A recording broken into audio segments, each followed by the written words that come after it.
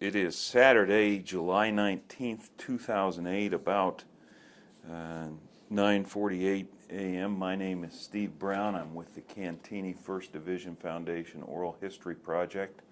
We are in Hudson, Ohio, and I'm speaking with Mr. Philip Meyers. Mr. Meyers, can you spell your last name, please? M-E-Y-E-R-S. And you served in the First Infantry Division during the Vietnam War, is that right? That's correct.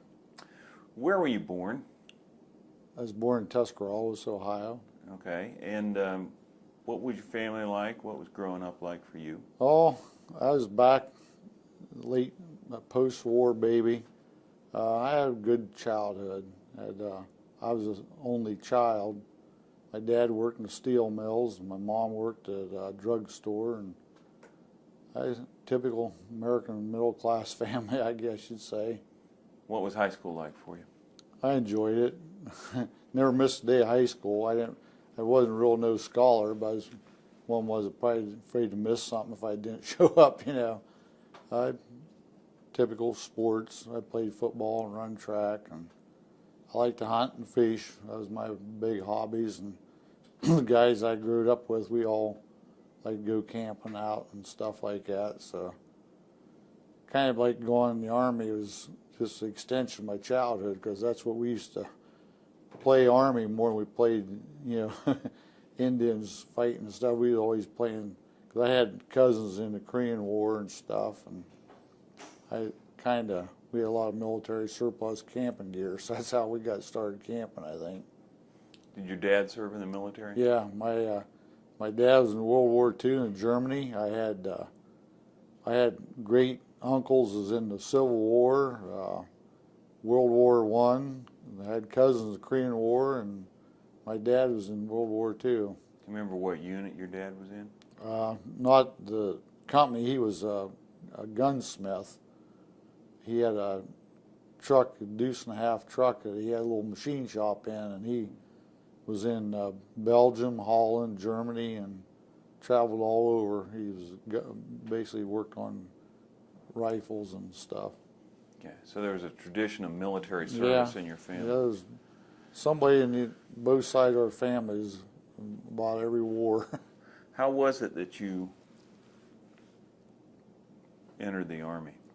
I was drafted. I went to college 1 year out of high school. Where was that? Kent State. I really wasn't no college material, but my mom and dad wanted me to go to college and try it. I didn't really care for it. I went in the Army, got drafted in 1966 then. Well, you would have had a deferment as long as you were at Kent State. Right. So you go a year and then you stop. Right. Did you get a letter then saying? Yeah, I got a draft notice. Once I got dropped out of college, I got a draft notice. What'd your mom and dad think when you got the draft notice? Oh, at that time they didn't say nothing, but later on found out they was probably like I'd be if I had kids. They was a nervous wreck the whole time I was gone, you know. But they never let on that, you know. Pretty stoic, pretty. Right. Okay. Yeah, you mentioned before that the Army was sort of like an extension of a lot of your childhood activities. Yeah. What was the transition from civilian to soldier like for you? Where did you go for basic? I went to Fort Benning, Georgia, and then from there I was assigned to Fort Lewis, Washington for a while. I worked in a prison out there, and then I come down to levee and went to Vietnam from Fort Lewis, Washington. But I actually, you know, I was 19 years old, and I didn't really think anything about basic training. It was just, like I say, I played sports. I guess I was used to discipline. My hair was cut off when I was in high school, so, you know, the big shock getting head shaved didn't bother me, because that's the way I looked. As far as the running it was kind of funny for me, because I was in pretty good shape then. You see these guys falling and stumbling and couldn't walk a couple miles. I thought it was kind of funny, because, you know, I said it didn't really. But living out in the country, we was pretty well used to that kind of lifestyle, hiking and camping, you know. So the transition didn't really wasn't too bad for me. What about having somebody to tell you what to do all the time? Well, that didn't bother me. I knew between people that older than me and my relatives, I knew what to expect when you went in there. Plus, my high school coach was also one of my teachers, and we respected him and authority like that, and I respected my parents. So, you know, I was used to authority. I was never one of them wild people that wanted to buck everybody. I just kind of went along with the flow anyway, so it didn't really bother me. What year did you enter? When did you enter the Army? December 1966. Okay.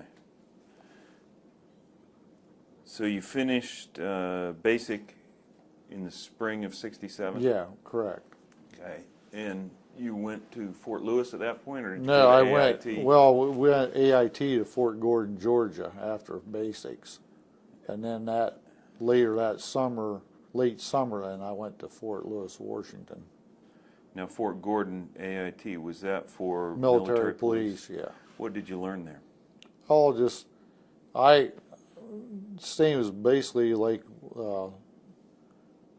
police academy for civilians. Really, the whole police school, patrol and everything. Even I got transferred to Fort Lewis. I worked in a stockade in the prison out there, so I never really did any car patrolling and stuff like that. They used, I mostly worked in prisons and stuff the whole time I was in over there, Fort Lewis. Do you know why you were selected for I have no military idea. police? I have no idea. I know that when we was in basic training, this guy, he was kind of more mature and knew what was going on than I was. And they wanted to sign up for airborne. He said, "Don't sign up for airborne, you'll go straight infantry." He says, "Wait to see what police school or what school we get first." So they come down in basic and sign. I had no idea what, I think it was a 95 B20, I think it was military police. And I had no idea what it even was. He said, "Don't sign up for airborne, we'll go to the MP school." So how they chose, I have no idea. Okay. What was Fort Lewis like? I enjoyed it. I can say that. Yeah, I was 19. Outside of going to Canada fishing trips in the summer, I was near out of Ohio, and I thought that was next great, being like the camp and everything. Washington State was the most beautiful place I ever seen. I always tell everybody years later it was like a paid vacation for me. I didn't drink or smoke, so we saved up a little money, and we got a couple of days off. We'd go up in the mountains camping, and actually Fort Lewis itself was right in the middle of a big forest. You could walk out our back door of barracks at night, go hiking in the woods. I enjoyed it out there. Of course, being in Ohio, I'd never seen a mountain before, so I was pretty well fascinated with Mount Rainier and all the mountains and stuff out there. It was pretty neat for me. Did you get to go hunting? I never hunted, no, not out there. Fishing? We fished a little bit, yeah. What'd you fish for? Oh, I think it was brook trout and stuff like that on creeks and rivers run right through the post there, We never hunted out there. We could have hunted, but by the time you went through getting the firearms and stuff, it wasn't worth the trouble, What were your responsibilities at Fort Lewis? I just was a corrections officer in the stockade. It was a combination post-stockade, which was misdemeanors, and it was actually part of it was a federal army prison where they held prisoners before they sent them back to Fort Leavenworth, Kansas. The more extreme cases be equivalent to felonies in civilian life. They brought them back from like overseas if they committed murder or something like that. And they held them in one section of the building, and your standard AWOLs and overnight drunks was in the stockade part of it.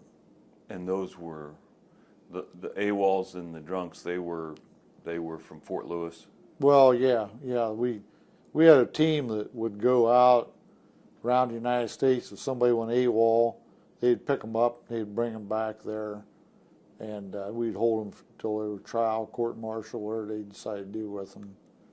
Like I said, we're overnight drunks and stuff we held, and it's equivalent to like your misdemeanor charges a day and your felony charges and stuff is similar. How long were you at Fort Lewis? I was late summer '67 to after the first year in '68. Okay. Then I come home on leave before I went to Vietnam. What was leave like for you? Well, it was short because I was supposed to come home a month earlier, and they lost my security clearance, so they held me up another 30 days out there at Fort Lewis before I got to come home on leave. And after it was over with, it worked out good because my original orders was for the 18th MP Brigade in downtown Saigon. And unbeknown to me, that's when Tet was going on, and Saigon would overrun. That's the same military police was guarding the embassy when it got overrun. So I actually had delay, might possibly save my life, or who knows, But I come home, I think I only got like a 10-day leave or something then before I went back overseas then. Did you know Tet was going on at I the had time? no idea. I didn't even know where Vietnam was, except I seen it in the magazines and stuff. I was pretty naive and never been out of Ohio. I knew it was over in the Far East somewhere, and I didn't know where Washington State was till I got there. Yeah, but we see it in the newspapers, but I guess it's that some kind of deal, feeling when you're 19, it's like kind of an adventure, and thought of going there was more adventure. You're 19, 20 years old, you don't think you could get killed, or it didn't bother us, it's kind of like someplace I've never been before, I didn't mind. I wasn't, against a lot of guys is, I hope I get to go to Germany, or I hope I get to go there. I thought, I'll have to go, actually, why would you be in the Army if you didn't want to go where the war was, I suppose, but I see your feelings when you're 19, 20 years old is probably more reaction. You don't think as much as, never thought about a lot of stuff that you think about now. Where'd you land in Vietnam? Benoit Air Base, outside Saigon there. What was your first impression of Vietnam? I never knew any place there was so hot in my life. I think anybody I've ever talked to, the first thing is how hot it was and how it stunk so bad. I think that was the thing that I never did forget. I mean, it's hot out here today, but it's something that's just that they can take your breath away hot when you go over there. It seemed like I thought I can't imagine being here for a year. How long did it take you to adjust to that? Oh, I don't know. It wasn't that long. It ain't like today where, if you was going to town, I don't want to get sweaty, I'm going to town. You sweated. It didn't really matter. You just after a while. I don't know if you ever got adjusted to the heat. I don't know. You lived with it, but I don't know. It's like mosquitoes and everything else. You live with them, but nobody really likes it. But ain't nothing you can do about it. You land at Benoit. What do they do with you then? Oh, we was there. Well, that's why I found out I wasn't going to the 18th MP Brigade. They had formations for a couple of days, and finally about third or fourth day, they called my name out for First Infantry Division. And I walked up front, and I said, well, I got, there must be another Philip Meyers here, because I got these orders. I thought I was going to live in an air-conditioned building downtown Saigon, The guy says, oh, really? And I go, yeah, I got them right here. And he tore them up and threw them in the trash can. Well, here, kid, I got you another set. So that's how I ended up being in the First Infantry Division. What were you doing? What were you doing there at Benoit for the couple days? Were you just doing formation? We just formation. They have roll call several times a day when people was getting shipped out, and they just tell you to go back and hang around your tent until they called another formation. People just come and gone all day long. several times a day you'd fall out for formations, and if your name wasn't called, you just went back in the tent and lay around,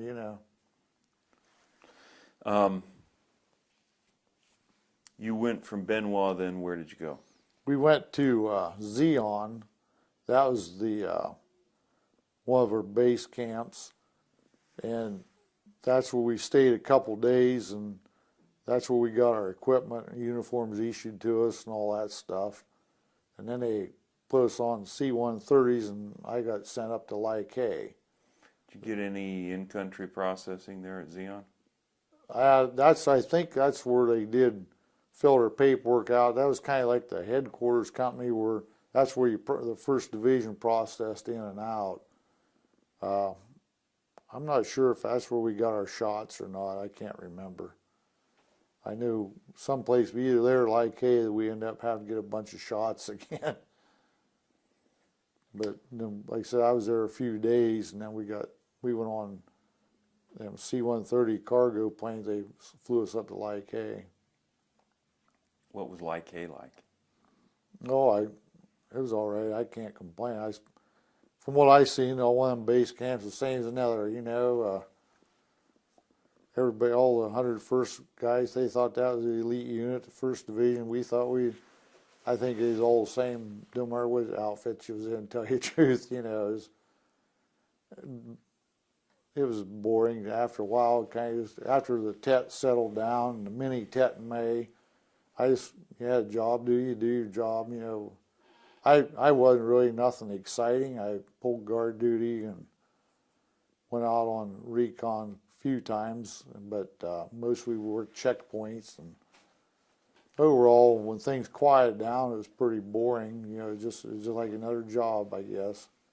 How did you deal with that boredom?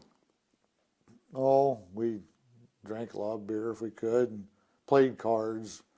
Really wasn't a lot of time off because we usually worked at least 12 hours a day shifts. So if you slept a few hours, and then, you really didn't have much time in between working,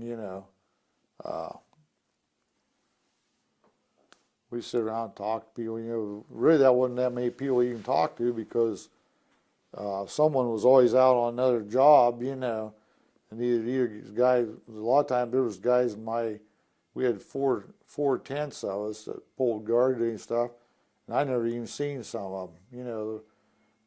If I went out on a checkpoint at a fire base, them guys come back into base camp. So I passed them there. I really didn't know any of them, except the guys actually a few of them in my tent. I didn't really know a lot of them. Was the guy I met here today was over there for the whole year. I never knew him. What were some of your responsibilities there? Well, that was one good thing I could say happened to me. We was considered combat military police. First Division was one of the few divisions I think it had actually a combat military policeman.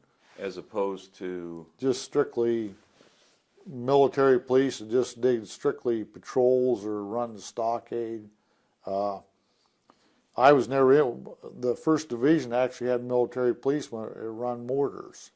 They run the mortar units, which I seen them, but I was never in mortars. My main duty was pulling guard duty around the general's house. Sometimes we went out on checkpoints when convoys come through.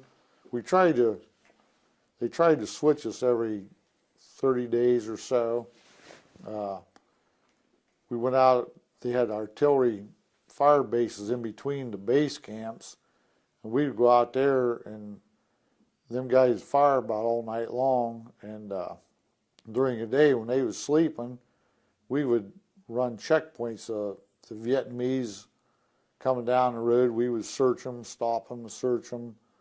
They'd have Lambretta scooters and carrying baskets on their head, and we would have to stop, make sure he wasn't trying to smuggle rockets or mortars or something, into the base camp, charges or something. So it pretty well broke up the monotony, switching duties like that all the time. Did you ever find any that kind of contraband? Rockets? Yeah, we, not rockets so much, we found like grenades, we found claymore mines. The Vietnamese basically were pretty crafty. Stuff that we found in claymore, the ones that I helped find, was like M16 casings, beer cans, nails. Then women would come in there and work, and during the days in the mess halls and stuff, they'd steal anything they probably get their hands on. And basically, next thing you know, that's stuff you'd be finding in the claymore mines. They would build them out of plaster Paris and put charges on them, but not too. I mean, other guys found stuff. There was a little river one around the outside of the base camp, and they used them dugout canoes to paddle up and down there. They hauled charcoal. Now some of the other guys in our unit found rockets and stuff in them, but I never really personally involved in anything other than bits and pieces of stuff they used to make bombs and stuff out of, but you had to check them every day anyway, you know. If you found things like that, what did you do? We called sergeant. He come down. We usually held him, arrested him. If he was caught with anything, contraband items, and then we hauled him up to in the base camp. We had a little jail and interrogation room. After that, the CIA guys was attached to our unit. They interviewed them. They had interpreters, and plus most of them guys spoke fluent Vietnamese, and they determined what they was going to do with them. Once if they didn't turn them loose, they flew them to Saigon, someplace down. That's the last I ever knew what happened to them. But our job, just we found it, we turned them in, and it was up to CIA guys to interview them and decide what to do after that. Same as the POWs we got. We really didn't. You know, we found them and caught them out on the road or something, had them POW camps, and somebody hired me to decide where they went after that. You know, I don't have no idea. What was the most unusual thing you ever found when you were searching? Probably the North Vietnamese major turned himself into me one day. It was kind of, you see, you'd be there at the right place at the right time. We wasn't really searching. We were searching vehicles, and this guy come walking down the road. And I don't know if you ever heard of the Chu Hoi papers that they would drop. Mm-hmm. This guy turned himself in. He said he was a Vietnamese major or something like that, and he come down. He wanted to Chu Hoi. I guess the outfit he's with, I had to Puff worked their area over the night before, and it was only him and a couple guys left, and he turned himself into me one day. Okay. For the sake of somebody who's looking at this, hopefully in the future, and wanting to do historical work, you understand what Chu Hoi is. I understand what Chu Hoi is, and I understand Puff, and you understand Puff. I need you to explain those terms. Chu Hoi papers was Vietnamese. What it actually stood for, I don't know. It was basically, we dropped them out of airplanes on these villages. It was telling the Viet Cong that if they surrender, which had something to do with the word surrender. I'm not familiar with Vietnamese language, but they would turn these Chu Hoi papers into us. We'd take care of them and wouldn't basically kill them, you know. And Puff, that was them C-130s that had the miniguns on them, and they would put out tremendous firepower. Well, the night before, they was working an area over where they seen movement, and evidently this major and a couple guys, all was left, the whole outfit, because he kept saying about the Puffs. He told them not to shoot the Puff or something. So anyway, he had one of these papers he was holding up that he wanted to surrender. So it was kind of ironic. I just was the right place, right time when he did it, you know.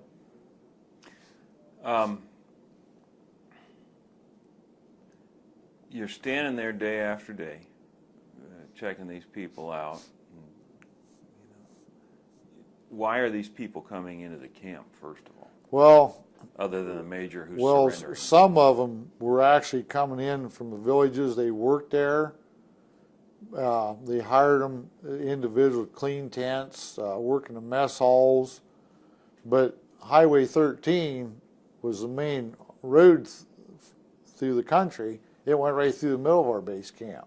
Through Like. Yeah. So a lot of these people was actually traveling. We had to check them, let them in one gate and through the base camp and on out the south gate. So it was actually, a lot of them wasn't coming there to stay. They was just basically traveling through. That was the main artery in that area, Highway 13. That was called Thunder Road? Yeah, correct. Okay. It ran up to Quan Loy in the north? Quan Loy, and how far, I know it went to Zion. I don't know how far south of Zion, if it went clear to Saigon or not. It was, if it wasn't Highway 13, it branched off as and another road went into Saigon. So we was kind of like in the middle of an infiltration route anyway. So that's why we had to check everybody pretty good. And who was doing the infiltrating? Well, there was probably Viet Cong or maybe these North Vietnamese regulars. I don't know. See, at that time, Tet was over, so a lot of them, I think, was already before Tet was probably infiltrated before that. Before I got there, but we just couldn't. We don't know. It's one of them deals. You was the police in the area. You couldn't just make them walk out, I guess, out around the middle of nowhere because everything outside of base camp was an open fire zone, free fire zone. So they just let them come through the base camp and basically escort them up the north end of it down to the south end of it, They wasn't really like thousands of them. I mean, it was just, they trickled in, maybe they was working someplace else, another village. There was a village south of us, so I don't really know why they was going in through our camp. When you found things like munitions and plastic explosives and things that ended up in the Claymore mines, who was carrying it? Usually the women. Most of the time, when I was there to find anything, usually the women had it on them. Any children? Well, I never seen any kids with anything. Mostly the women, because they wore long dresses, they would try to smuggle stuff more often. And we didn't see that many men because either the old men, was in the villages, or the younger was already either North Vietnamese or South Vietnamese Army or something. We didn't see that many young guys, so mostly we seen was women all the time. They had more access getting in and out because the Army would hire them for, like say, laborers around the base camp, How'd that make you feel when you find women carrying a hand grenade? Well, kind of scary, I suppose. Yeah, it was. They say you just kind of like you was on live. You read about that in the magazines, the war going. Next thing you was right in the middle of it. I had a little girl one time throw a grenade at my Jeep. One time I was down in the village, and we found out. I thought it'd be nice a few times to throw candy or gum out at kids. Well, found out them guys that have been there, so you don't do that because they'll just swarm the Jeep every time you get down there, And I happened to be riding down through the village one time. We had a village basically inside our base camp. It was kind of on the outer edge, but had a fence separated, And we patrolled that. And I was driving, me and my buddy going through there one day, and I just looked up, and this little girl just made a swinging motion. And I stepped on the gas, and the grenade hit the spare tire and bounced off. So it's, Did it explode? Oh yeah, it definitely did, right behind the Jeep. And I turned around and stopped, and they was all gone. They was blended right, run back in the village, But you was on an adrenaline rush every time you was over there, You never knew who was going to try something, Could have been a little kid, could have been a woman, That's the only experience I had with little kids trying anything, They wasn't one of travelers coming through, that was actually one that lived in the village. You guys ever find her? No. You got little girls flinging grenades at you. What other sorts of risks were involved in living at Lyke? Oh, rockets. 99% of our casualties come from rockets. You know, we have, as far as the base camp, it was pretty secure as far as, you know, all the infantry guys, the perimeter, the way we had it guarded, but the rockets is what we took a beating on. I mean, they shot them, I don't know, 7, 8 miles away. They could shoot a rocket, you know. And May 5th of 1968, I think it was the mini tet, they called it. We took like 70 rockets that morning, like 45 minutes. That was the worst time I had of it over there as far as being under barrage of fire, you know. We sporadic the whole time, you know, maybe 1 or 2 a day come in for a while, you know, or they were for a while. It was like at 6 o'clock at night when we had the flag taking down ceremony, you know. Every night they'd fire at least 1 rocket, you know. It was like harassment. But May 5th that year, I think it was, when we really got hit pretty good. But, you know, as far as, we had a couple assaults on the perimeter, but nothing major. But the rockets, you know, you couldn't stop them. How did you respond to the rockets? You mean overall people? Well, we had, generally. depends where he's at, but even our living area where our tents, so when you could tell an incoming, after a while, it didn't take you very long to get experience to tell an incoming rocket from outgoing artillery. So, but we had bunkers all around. We automatically knew when you hear incoming, we knew where to run to get down to bunker, you know. That's about the only thing you do is just get behind something, or when it was kind of neat. In fact, I was there for a while before I even knew what was going on, but I was pretty naive also. But these guys would come around in a Jeep, and I'd see them looking where the rockets hit. Well, here, come to find out they was from the artillery. They had some kind of little gizmo. They could, if a rocket didn't hit a tree, they could stick it in the ground and tell what trajectory that incoming, and then they'd radio back to artillery so they could start shooting back at them. I was there for a while before I actually even see them do that, knew they'd do that, you know. I just thought it was just they shot at us, we tried shooting back, but it was kind of more advanced than what I thought about that. You mentioned that you went out on patrols occasionally? Yeah, well, it wasn't combat patrol. Being a combat military police, what we did, we had, this whenever we wanted to do, we did it every 30 days. Like I said, we usually switched duties. And we would go out, and we would go outside the perimeter anywhere from 100 yards, maybe 300-400 yards, and we would actually sweep all around the base camp. And then looking for booby traps and stuff like that. And then when the infantry patrols went out on night patrols, then they would know which areas was safe to go in and back out.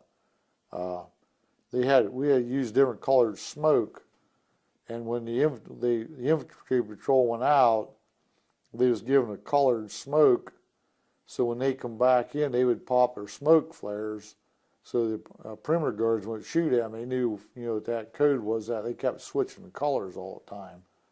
But our job would be basically, they just went out and completely walked around the whole outside of the base camp. There was 12 of us. They used 12-man teams, I think it was. And we would kind of just sweep the outside area. And we found, one time, we found some tripwires with claymores on them. But other than that, it's the only time I ever seen anything. Worst part was you had to watch for snakes, and I was more interested in watching for snakes than I was anything else. Because by the time I was there, that outside perimeter was so worked over with being bombed and artillery that it was almost like walking on a moon crater. You know, it's just a big, hot, dusty walk. It seemed like to me, but of course that stuff growed up overnight in rainy season. You know, a lot of brush, that different kind of floor that growed over there. So, but they still used to sweep around there every couple of days just looking for stuff. I'm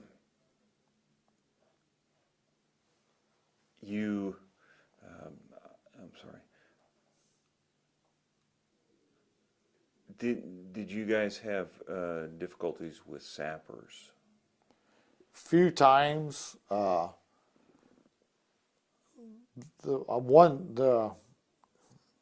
Mr. Hack that we're guest up here today, he was asked me if I remembered one of the cooks got killed a sapper. I don't really remember that, but you know, it could have been. I was in bed sleeping that day. It might happen. I don't really remember it. I do remember some sappers sneaking in one time. They threw gas on us. We had to put. It's the only time I had to use my gas mask over there. And we had some sappers actually made it into the perimeter, and they really didn't do any damage. They was probably trying to get to the helicopters. Of course, the general's house is inside there, but we don't know. The only one of them actually made it through the fence, and the guy killed him hand to hand. So that was the only time I knew of any sappers getting in our base camp or attempting it. You mentioned some that there were a couple times that there were outright attacks on the camp. Yeah. Well, when was that? This was all mostly around mini-tet in early May. After May, the rest of the time I was there, it wasn't too bad. And at Lake K now, General Ware got killed in September, but that was up north. They had a lot more action up north than we did. But during May, and of course I said I didn't know at the time. I read it since and read stories and stuff, history books now. I think a lot of them was probably infiltrators heading back towards the border, because the Cambodian border is only like 40 miles away. We was kind of like at the southern edge, I suppose, of the Ho Chi Minh Trail. So I don't know if it was just the ones that was retreating back and they just went by our camp or what. I don't have any idea, you know. So you weren't actually there when they made the attacks in May? Yeah, but they never really got close. I mean, they fought them off. I know a few of them was right outside at the perimeter, you know, but most of them during it was early morning, during the night, and between the artillery and the helicopters, they didn't actually get up to the wire, you know. I know a couple of them was out there. They was dropping bomb, and the last couple was sniping at helicopters coming in, and they actually was in a spider hole outside the perimeter, a couple hundred yards. And I said, I wonder how many millions of dollars of artillery stuff they spent for it. And they dropped this bomb out there, and the guys come crawling out of the hole anyway. You know, they run out and got them, but they didn't actually. It wasn't a full-fledged assault. You know, very few guys on the perimeter even got close enough. I don't even know if they fired that much. You know, I think it's more like people passing by trying to retreat, and they spotted them outside the perimeter. It wasn't an actual assault. What's your memory of General Ware? He was quite a guy. Probably the most memorable thing happened to me over there was probably meeting him, especially years later when I understand my job where I actually responsible for a lot of people, you know, and seeing what he was responsible for. The first time I met him, I was sitting out on the bunker. They kind of give us that job to start with. What job? Guarding his house, around his compound, just to kind of get people acclimatized. They took us there and he dropped us off, and we had 4 bunkers around his compound. And there was 2 of us in each bunker all night long. And my first experience was they told us there was also a communication bunker there in that compound, where they scrambled the radio messages and everything. And General Westmoreland would come in there, Colonel Patton, and all the ranking individual generals from the other divisions. They'd have big meetings there. So they told us that's why I had to get a security clearance before I got there, I guess, to work there. And they said, don't tell anybody in civilian clothes anything, because they'll try to pump you up for a story, and then it'll be all over the newspaper. So it'll be, literally what you say to them, don't even tell them, talk to them. So I'm sitting out on the edge of the bunker one night. This guy had shorts and like one of them Hawaiian printed shirts, and he come out and sit down. And he talked and asked me where I was from, and small talk, and I thought he's going to pump me for information. Finally, I said, "Buddy, what's your job around here anyway?" He looked at me. He says, "Do you know who I am, kid?" And I goes, "No." I said, "You news reporter?" He goes, "No, I'm General Ware." Oh, I was pretty naive, but I knew, 2-star general. I stood up to salute him, hit my head on the overhang there, and he goes, "Oh, just sit down and talk." So a couple days later, he was leaving the compound there, and his aide-de-camp was driving him to the helicopter, and Sergeant Venable? I don't know who they were. A lot of them I never met them. I just seen them, And the Jeep stopped, and I'm standing at attention saluting. The Jeep backed up, and he said, "Hey, kid, you remember me?" I go, "Yes, sir." But that was my extent of knowing him over there. He would talk to me about anything but the war, that was something it wasn't pals with him, but you respected him, but he would come out and sit down with you at night and talk a little bit, chit chat. What sorts of things did you talk about with him? Mostly his dogs. He had his dog over there, and he asked you where he's from. Do you remember the name of the dog? King. Yeah, the dog got killed with him the day he got shot down. He wanted to know if he was going to be in long enough.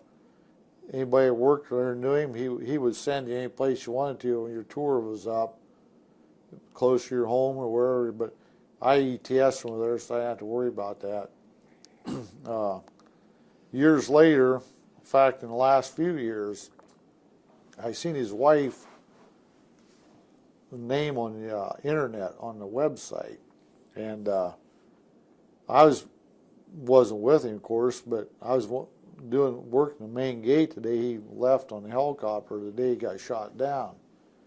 So I emailed her one time, and I just told her that I had some stories to tell her about her husband if she was interested. I said I was probably one of the last people to see him alive that day, and she would want to talk to me. I gave her email address. Well, lo and behold, I got a phone call from her. I don't know how she got my number, but through the First Division somehow, probably the society. But she called me, and she had to talk for 2.5 hours, I suppose, the first time I talked to her. But it ended up, I sent her a whole package. I had the Danger Forward paper, the Stars and Stripes, a bunch of boxes of stuff I collected of stories when he got killed, and just pictures of him in there. Some of my pictures I had around the villa, and I asked her if she would like to have them, so I actually packaged them up and mailed them to her. And in turn, she sent me a picture of her and General Ware the day he got his star pinned on him in Washington, D.C., his first star. occasionally I hear from her. Usually at Christmas time we send each other a Christmas card and a short note. So I have never personally met her, but really seemed like a nice lady to talk to. What did you think about General Ware? Well, I'm no military strategist. Like I said, I was one guy who just did what they told me to do. Do your job. I suppose I've never heard anything bad about him, so I guess he must have been pretty good. Of course, I wasn't out in the field. I wasn't a first line grunt. You know what I mean? It's like General Patton in World War II. He got all kind of claims, but you read the history books, people worked for him and hated him. But I've never actually heard anybody ever talk about General Ware or mention anything bad about him. So. What did most of the men think about General Ware? I think that they really thought that he was a down-to-earth guy. He wasn't one of them guys that he didn't care. He's a guy I think cared about his men. I don't think he would sacrifice somebody just to maybe win a minor victory or whatever. I think he must have been, like I said, I wasn't a fighter out in the field, so I don't know battle strategy, and I was never participated in that kind of stuff, But like I said, what I found out and read about him, I think he was probably, but who knows? I don't know how much he had to do with making them kind of decisions. Maybe General Westmoreland made the decision what to do this or that. I don't know. I was just an E4. I just said I knew my job. I was trying to do it. And I was never in trouble the whole time I was in the Army. I just kind of went with the flow and did what I was supposed to do, What impact? When did you hear about his death? How did you hear about his death? Well, it was just that I knew something was going on. Now, see, I wasn't having access to the bunker, but I knew something major was going on that same night. Well, if I remember right, I said that was a long time ago, when he was shot down, they knew he was shot down that same day, but they didn't recover his body, I don't think, for a couple of days afterwards. And them Vietnamese, whoever it was, regular, I don't know who it was that shot him down, they knew a commanding general's helicopter because they had the stars on it. So they probably also knew that he had the descrambler radio in there, I imagine. They was probably fighting over that as much as anything, but if I remember right, I think that it was a couple days later before they finally did secure the area and recover the bodies, but everybody pretty well knew it that day that they didn't think there was any survivors, What impact did that have on the camp? It was a pretty sad affair, really. I mean, I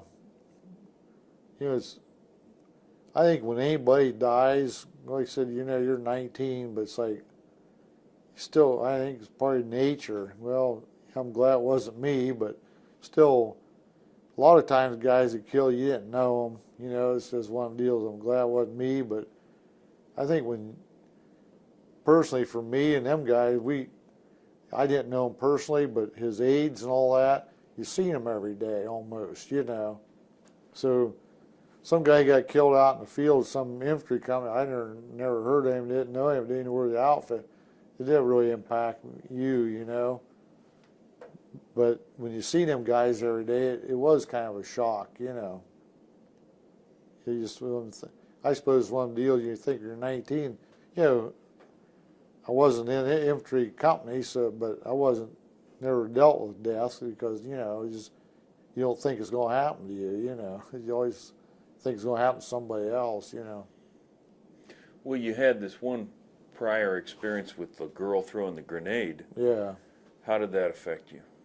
Oh, it scared the heck out of me that day, but after that, he was more cautious, but wasn't paranoid about it, you know what I mean? I think it was just an isolated incident, I suppose that's That's why 19, 20-year-olds go to war. You forget about it, you know. Something's traumatized in 1 minute, you forget about it the next. You're more cautious or something, but maybe that's just part of your experience to tell the next guy, hey, see a little kid along the road, be careful, you know, because I had one throw a grenade at me, but he wasn't paranoid about it every time you seen a kid walking down the road, you know. You just may be more careful. Now, as military police, was there a stockade there at Lake Hay? Oh, it was a little 2-room cement block building, probably, I don't even, 10 foot by 6 foot or something. That was just the only time I knew anybody's in there.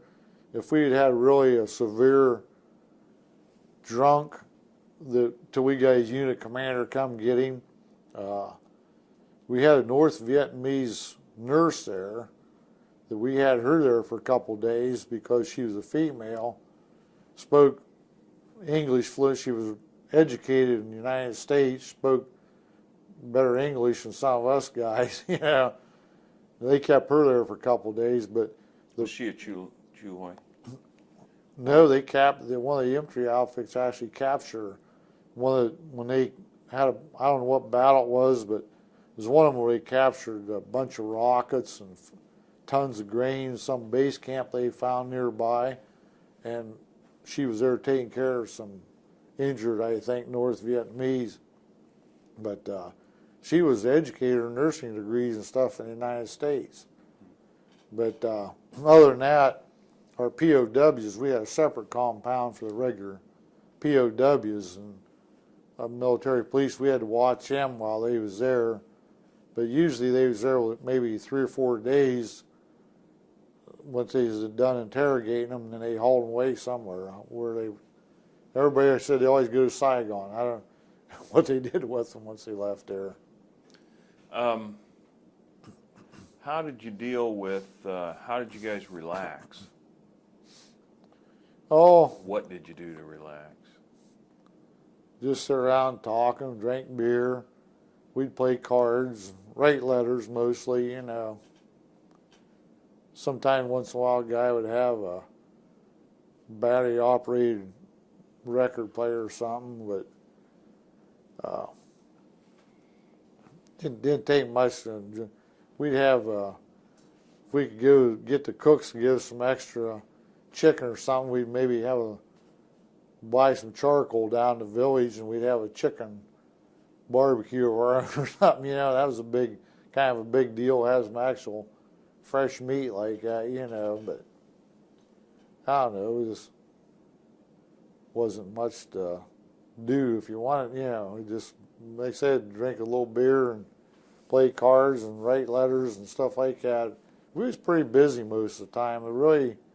We didn't have much downtime, really. I mean, even if we wasn't working, you know, we was sleeping, you know, and it was just like he was working and sleeping most of the time, you know. As an MP, did you guys ever make arrests related to drug use or anything like that? I never did. Like I said, I just wasn't into patrolling and that. We actually had some guy in our unit got caught with drugs while I was there, marijuana, I think it was. An MP? Yeah. And, of course, I never even smoked. Once in a while I'd have one of them ones out of a C ration packet, you know. I didn't really smoke, except one of them, like, once in a while. These guys was talking about acid and pot. Us guys from Michigan, West Virginia, Ohio, we didn't know what they was talking about. You know, we kind of, people in the city knew about that stuff. I didn't know what they was talking about, you know. And they come through our outfit one day. Evidently, they must have knew it, one of the officers or something. And they come through our tent and said, we want to search your lockers.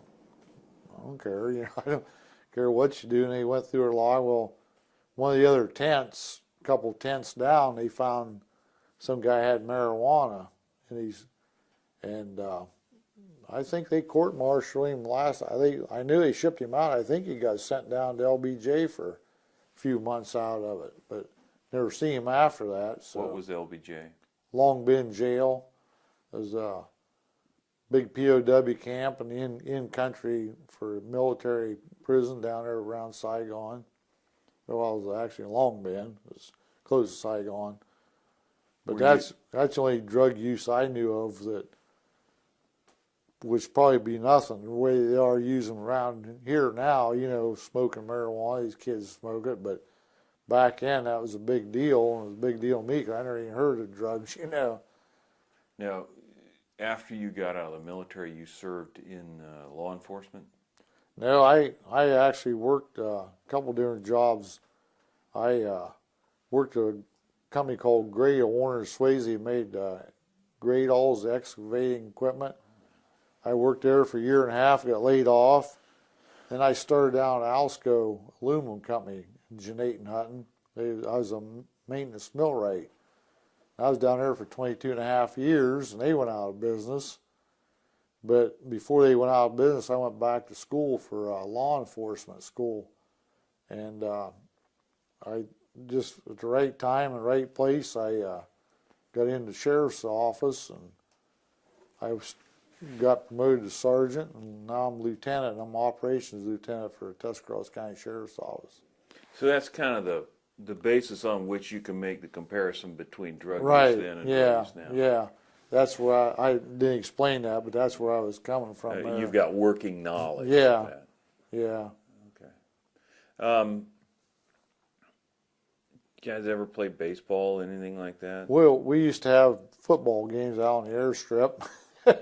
Yeah, that was one of the big ways to unwind if you could get enough guys together at one time. Like I said, most people was always on working, or you know, there's only one crew off and everybody else was working. You know, the one crew was relieving them, so we really didn't have a lot of times guys, maybe 6 or 8 of us at one time. If everybody wanted to play at once, we'd just play pickup games out on the airstrip. You know, but that was probably about the only sports thing we had to do over there.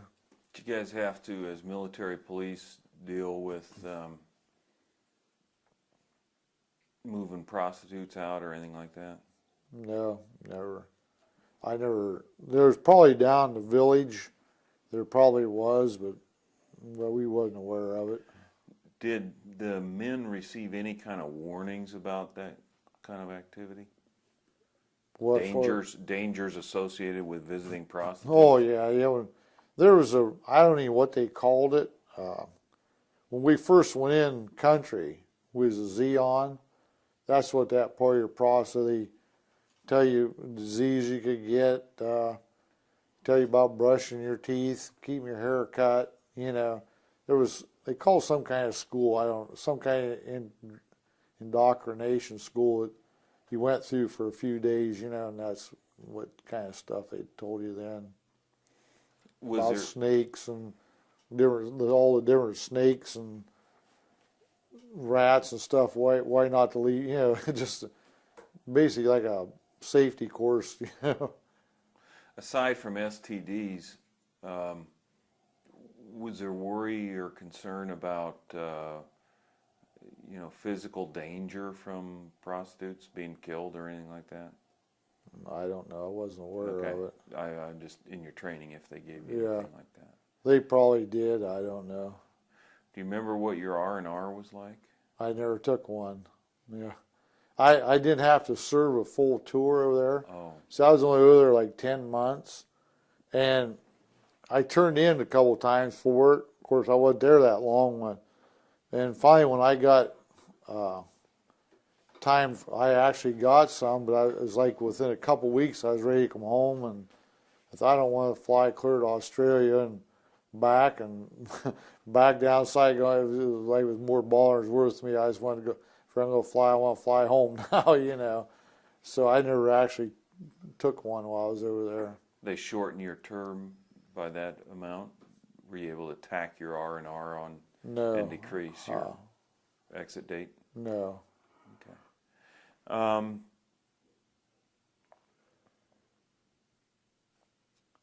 What were your impressions of the First Division?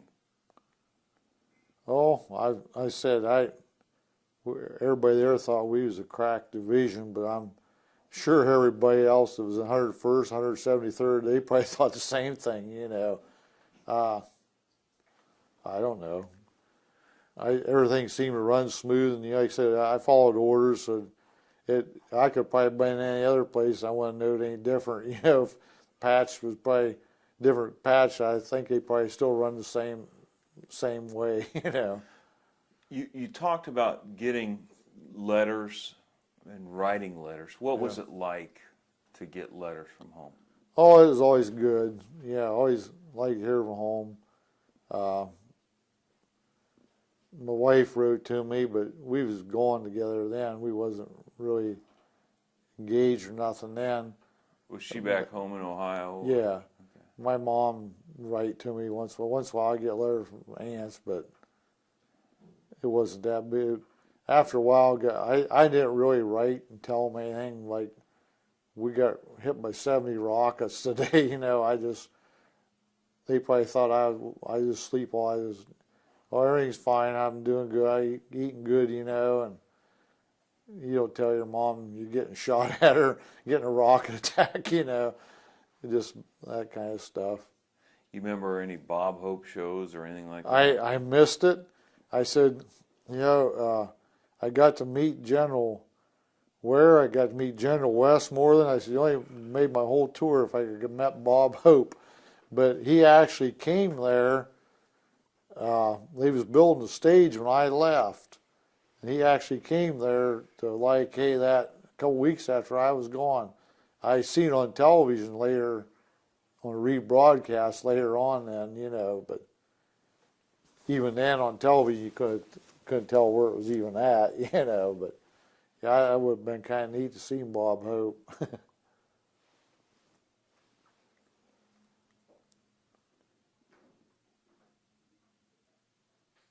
had your 21st birthday in March. Oh, okay. He's 19.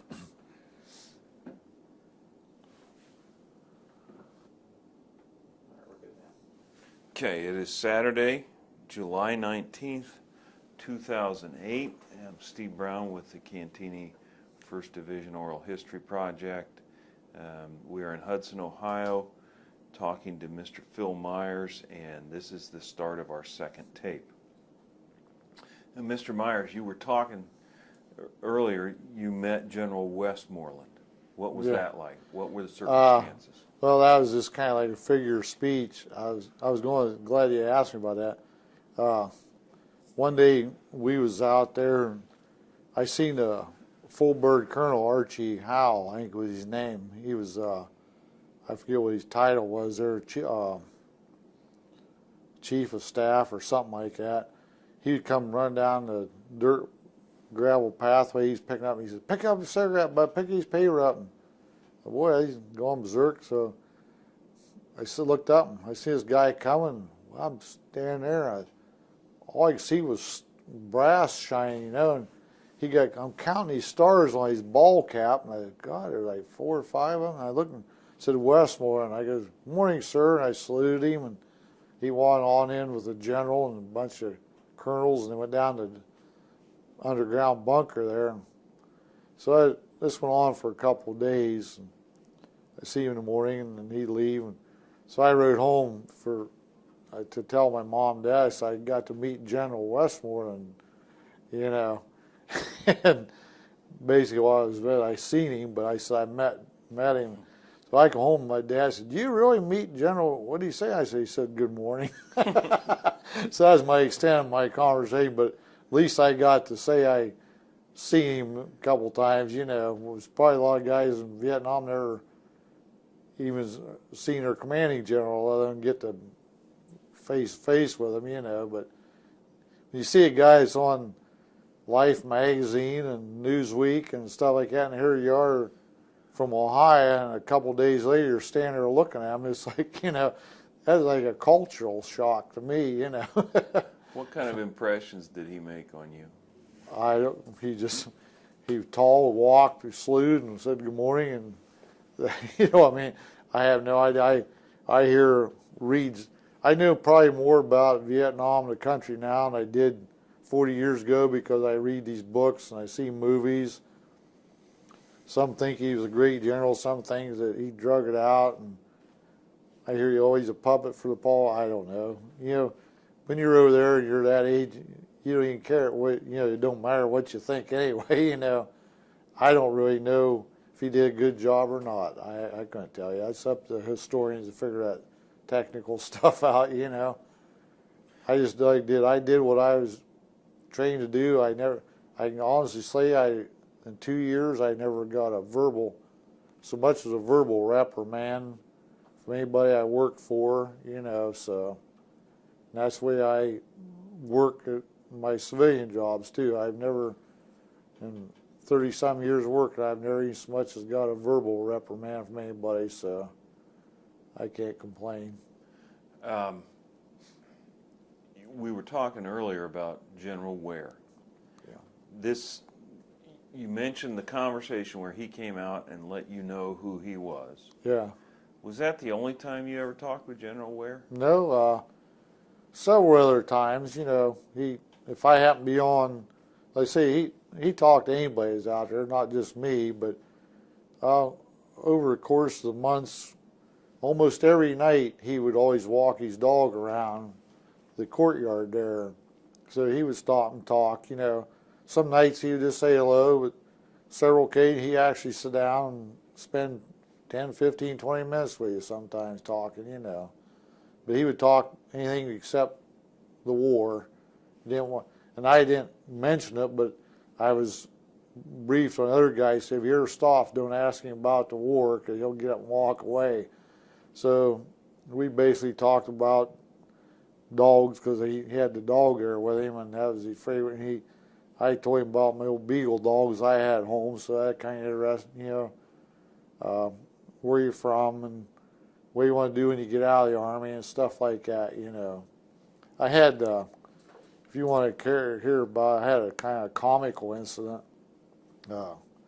During the mini-tet, he had an underground bunker right outside of his bedroom, out of his villa. And they told us, hey, if we ever get attacked, make sure one of you guys is in the bunker with him, you know, because we had 2 guys on each corner of his compound. So at night there was 8 of us sitting inside his compound.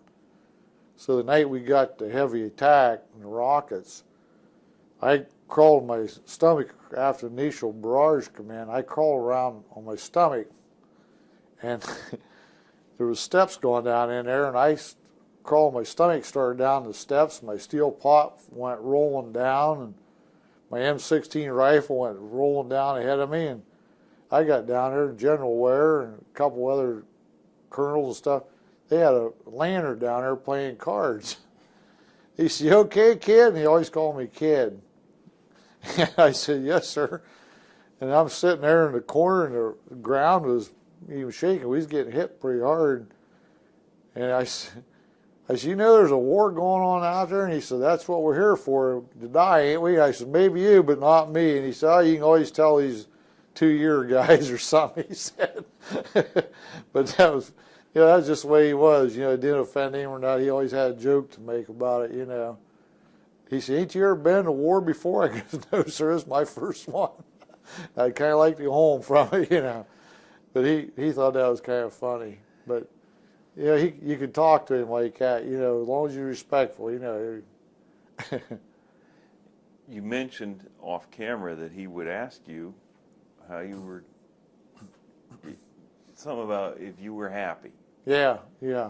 I even brought that up. I said, you know, it's unusual. You know, I was never used to ranking officers coming out and just sitting down talking, because mostly usually the lieutenants and captains I dealt with, you know, they just kind of kept their distance from you, you know. And he said, "Well," he said, "you know, I got a lot on my mind." And he said, I have to get a good night's sleep." And he said, "You guys are outside my window guarding me tonight." He said, "If I don't think you're happy, you know, I can't sleep good at night." He says, "So as long as you guys are happy, I can get a good night's sleep." So I think that's why he kind of went around and probably felt everybody out and made sure wouldn't have no problem anybody dislike him or something, you know. But I think that's just part of his personality. I think he's just one of them guys that's easy to get along. Who knows? Maybe that relieved his tensions. You know what I mean? I'm sure you, division commander, you got a lot of pressure, on you. I know I got 100 and some prisoners and 40 corrections officers plus the cooks and under me, and I got pressure on me just so can't imagine what running an army when people's lives depend on it, you know, the decisions you make. So maybe that's the way his way was relieving pressure and coping too, you know, I don't know. You have any other remembrances of him? Oh, not a lot, no. I mean, just casual things, and that's about it. He had the dog King. Right. Were there other dogs around, other pets? Not too much, not in sight. Well, we tried to keep them a minimum because, you know, I don't know if they didn't. I knew there was at one time, but we gathered them up and took them out the perimeter because, give them to villagers because they're afraid of maybe rabies or something like that. Never seen no cats at all over there that I remember. You think with all the mice and rats and stuff, they would have had cats around, but I never seen any. But there was, down the village, there was a lot of dogs. They had dogs down the village, but I never seen too many, and the Army people didn't have them, you know. The guy, I talked to someone that his dog King got killed when I was over there. And they had a memorial service for General Ware and all the ones that got killed. And they put a plaque where they buried the dog actually right in the general's front yard, or I guess you call it a yard, courtyard there. And someone told me that after years later, when they pulled out of Vietnam and right before the fall of Saigon, somebody got that plaque off of the ground. I don't know if they shipped it to his wife or they shipped it maybe out to your museum. I'm not sure what happened, but somebody that was emailing me on the internet, it was on the website, said that they got that plaque back from over there, but I don't know really where it happened to it. When did you go home? November 1968. What was that like? Oh, it was good. It was. I was glad to get home. Like I said, being naive, they told us if you live east of Mississippi, you got to go to New Jersey to get released. If you leave west, you can go to California. Well, the people that knew what was going on, they all said they was in California because they processed 24 hours. I got into Fort Dix, New Jersey on a Friday night, and I had to wait there till Monday, 2 or 3 extra days before I got processed out. But it was kind of, took a while, you know. Well, one thing, I come back in wintertime, that was kind of a shock, coming back to winter after being 100 degrees or more, you know. Probably the biggest shock I had, I mean, it wasn't emotionally or physically. First couple of days I took a bath, the bathtub was like, what is the matter? The dirt come out of my pores, my skin, like the bathtub looked like sulfur water. Yeah, I couldn't realize after that time we were there how much your skin, I thought it was suntan, but it must have just been the dirt coming out of your pores. I was just kind of something I remember getting home. We didn't have a shower, and we just had a bathtub. I remember and shaving with hot water. That was a new experience. I looked like I butchered myself after shaving with hot water because we never had hot water over there. So when you came home, you went straight to Fort Dix, and then your enlistment was done, and Yeah. Okay. So the end of your tour coincided with the end of your enlistment. Right. Yeah. I got my final pay and settled up, and I had enough for a plane ticket home, and that was it. What do you remember about your reception at home? Well, it was just my family. That's all anybody cared. I mean, I seen guys, in fact, I hadn't seen much after that, that I thought, friends would run around.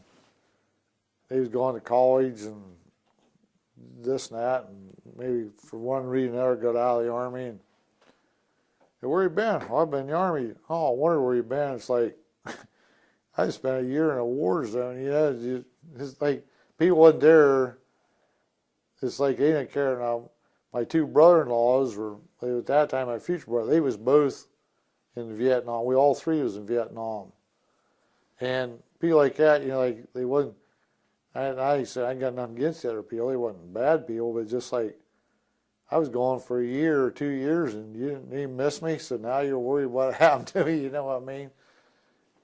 When stuff like that happens, the only ones you got is your family, that's, to me, that's the only one that really cared about you.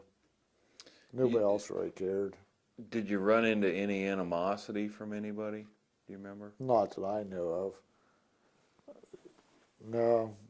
Kind of, well, when we landed at Canton Akron Airport, right down the road, we had a bunch of hippies up there. They actually started yelling, spitting, but at us.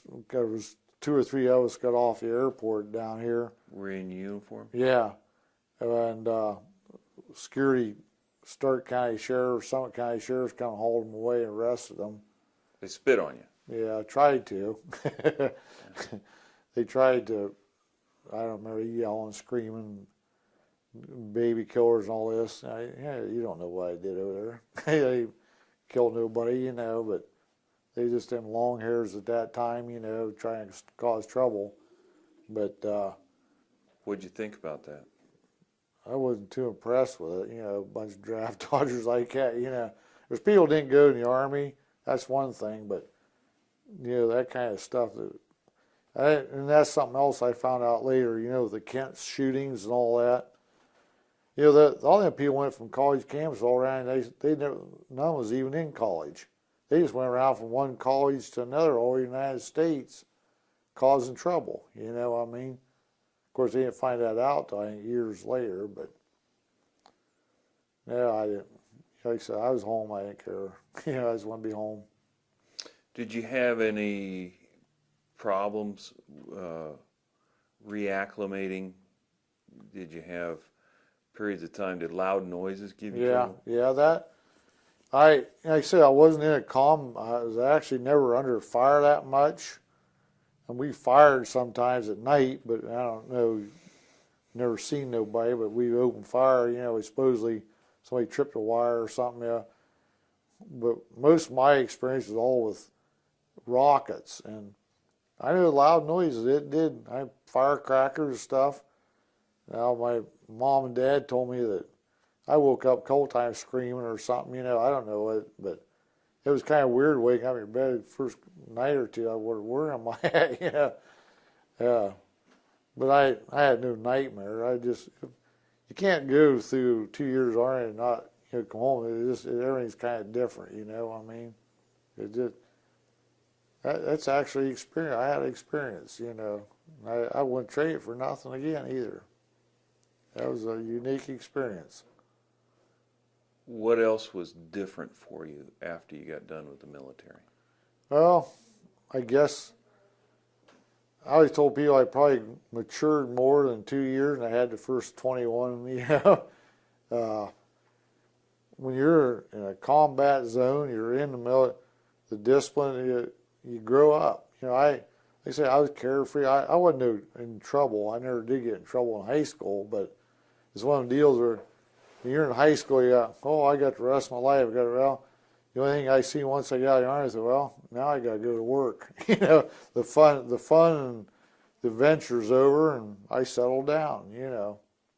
Some people, I think, don't get that out of their system. That's why they buy a motorcycle and maybe drive to California or do something, But once I got that out, 2 years of that, I didn't want to do that no more. Me and my buddies went on canoe trips and stuff like that, But I mean, I was a worker. All my life I've been a worker. I wanted to settle down, get married. I wanted a house, you don't get stuff like that when we're bumming around the country. You know what I mean? So I was actually ready to settle down. Something I forgot to ask you about before. What do you remember about monsoon? It could be 120 degrees in the day, and by night it would drop down to 70, and we about froze that. The rain. This day the other day we had a pretty hard rain here, but it lasted for maybe half hour. It used to rain for 12 hours like that over there. It's hard to believe you can get cold, 100 something degrees out, but we got pretty chilly. It got damp, but it was amazing. The next day by 10 o'clock in the morning, the dust be flying down the road when Jeeps went down the road. It was kind of weird. I think it was in the monsoon. There was a change of seasons over there, even though it was summer all day. The leaves kind of fell off. We was in a rubber tree plantation, and when the leaves fell off the rubber trees before the rainy season, it was probably the end of the dry season, I imagine. It's probably the only time I got kind of homesick. It reminded me of fall, but it didn't last very long, and then it rains and they all come back out again. But it was kind of unique being around. We was in basically a rubber tree plantations. What all them was where the First Division camps was, One time we got a pretty good sized rocket attack, and there was a guy from Oregon, him and his dad and brother, were loggers. And of course, me being in Ohio, we was country bunking. He said, we talked CO into letting us cut these trees because trees got blowed off and stuff. If we get the day off, we'll cut these trees down. I said, oh, okay. Well, the only thing he has is a fire axe. And he gives his fire axe. This guy, he was a pretty good sized guy. He went up to chop the rubber and it bounced off. And we had this old papa sawn we hired to work around our camp, and he kept going like this. And I said, that old guy wants us to karate chop him or something. I don't know what he's trying to. Well, here, this old guy, he looked real feeble, and he got the axe out. Well, here, you could split them things. You could split 4 or 5 feet with just almost the way the axe. That's what he's trying to get us to go down the side, split, and then chop the edge off. You couldn't cut. Evidently, the sap was up him, and you can't cut him when the sap's in him. And here we was. I thought I cut firewood a lot, and he was a logger, and neither one of us knew how to cut a rubber tree down. Well, is there anything else that we've failed to talk about that you'd like to share with us that you think is important? Oh, I don't know. There's just a camaraderie that, even though I didn't see these people, it's been 40 years. Met the guy out here today that let us use his building here. Sergeant Hack. And it is, it was really neat meeting him. He knows what we did. It's kind of neat meeting different people years later that remember that. But, I was just, it was something his experience you never forget, So Probably the same way that I've got an 80-some-year-old neighbor that was a World War II veteran. And you can't compare them two wars either, but, just, I don't know, the veterans have a kind of, how do you say that? Camaraderie together that, it's like I said, I never experienced college, but I think I had a 2-year experience there that you can't buy, Is that pretty important to you now? Oh, it is now, yeah. I think. Camaraderie. Yeah, I mean, I don't have nothing against somebody that didn't go in the Army, but it's nice once in a while to get together with guys that's been there and talk about stuff, But other than that, like I said, it was a unique experience. The only thing my experience is that I'm thankful I never got wounded. I never got hurt. I'm getting partial disability because of they claim Agent Orange and diabetes, but like I said, I don't have no shrapnel in me, and I never caught no major diseases or something, you know, so I guess I was lucky compared to somebody else that was the same place I was, maybe lost an arm or leg. Maybe their opinion is completely different of it, you know. So that's just my thoughts on it. You know, my opinion, that was a good experience, but I didn't get hurt either, you know. Well, Mr. Meyers, on behalf of myself and my family and Ball State University and the Cantigny First Division Foundation, I'd like to thank you for your service to your country. I appreciate being here. Thanks.